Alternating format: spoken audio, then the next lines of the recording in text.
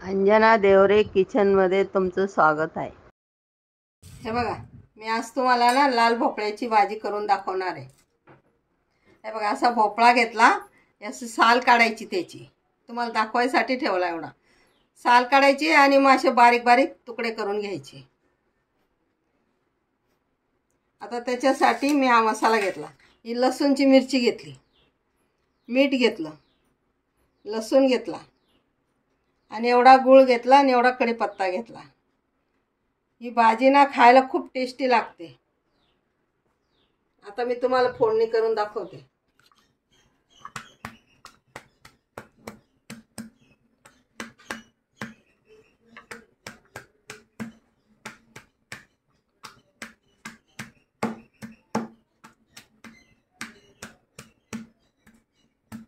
जास्त बारीक नाही करायचं, असं जाडा जाडाच ठेवायचा, फक्त ठेचून घ्यायचं। कढई गरम करायला ठेवायची।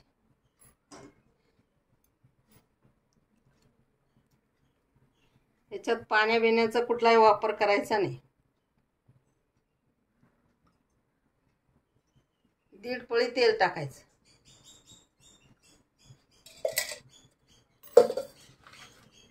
याच्यात फक्त मोहरी टाकायचं, जिरं टाकायचं नाही या भाजीला, आणि हिंग टाकायचं। एवढंसं हिंग घ्यायचं, अर्धा चमचा, आणि त्याच्यावर हे लसूण टाकून द्यायचं।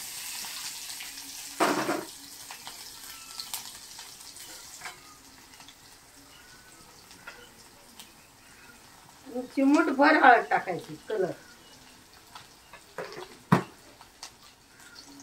त्याच्यावर इकडे कढीपत्ता, आणि ही लसूणची मिरची एवढी टाकायची, अर्धा चमचा, आणि एवढं मीठ, आणि एवढा गूळ।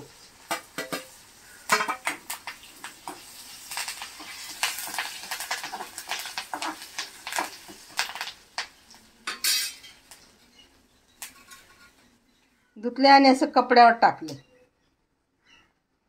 आणि आता फोडणीवर टाकून द्यायचं।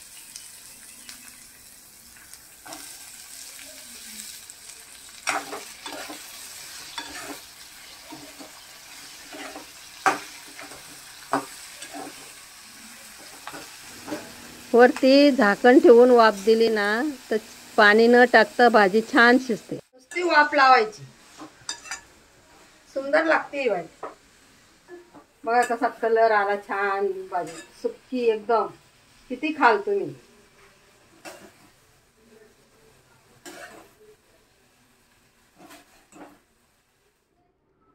लाल भोपळ्याची भाजी मी करून दाखवली। काय काय टाकलं बघा मी, फक्त गूळ, एवढीशी लसूणची मिरची, आणि मीठ, आणि हिंग, आणि मोहरी टाकायची, जिरं टाकायचं नाही याला, आणि कढीपत्ता एवढं टाकलं, आणि मग ती फोडणीवर हे भोपळा टाकून द्यायचा कापून, आणि वाफेवर शिजू द्यायची। खूप छान होती ही भाजी, एकदम टेस्टी लागते।